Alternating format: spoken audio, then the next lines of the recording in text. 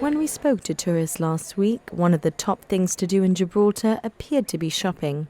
However, retailers are still struggling to catch up with pre-COVID numbers. It still has to reach the level before COVID. It's getting there very, very slowly. We're seeing more traffic when there are cruise liners in town. That the odd day that there are day trippers coming in. The business hours have moved to more the afternoon hours for some reason. But yes, it's getting there very slowly. For example, there is not a single advert at an important airport like Malaga. So in the baggage hall, plaster Gibraltar everywhere. Put that thought into people's mind. That's an option we can do on our holiday. Malaga sees a lot of traffic. That would help a little bit. I mean, that's just off the top of my head.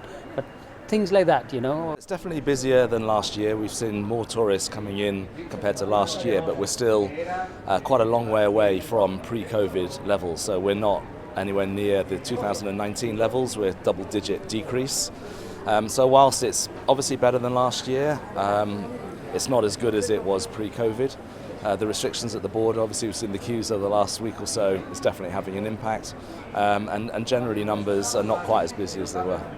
We're getting a lot of different kind of people now. People who are coming to stay in Gibraltar. Previously we used to have a lot of day trippers and people who used to come on cruises, but now we get a lot of people who are actually coming and spending time in Gibraltar and going across to Spain, so it makes a big difference for us.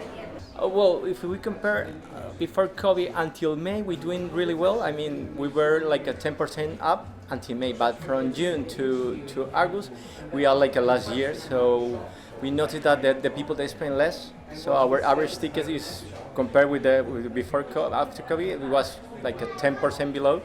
So I think that the summer we're doing okay, but not like the 2019. If they spend before £8, the average ticket was £8. Now it's £6. So we have maybe the same amount of tickets compared with before, but we have less money. I would say there's obviously people in town. There's a lot of people in town, but I would say that it's not like it was pre-COVID. I mean, it's getting better.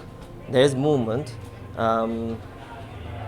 But it's not the same. There's no buying power, and I think that's what it is, We get a lot of people walking to the shops, but the buying power is not there.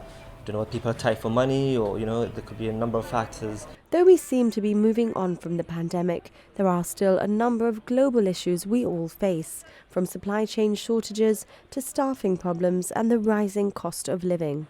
Things appear to be looking up for traders along Main Street, but they may have to wait a while before it's business as usual.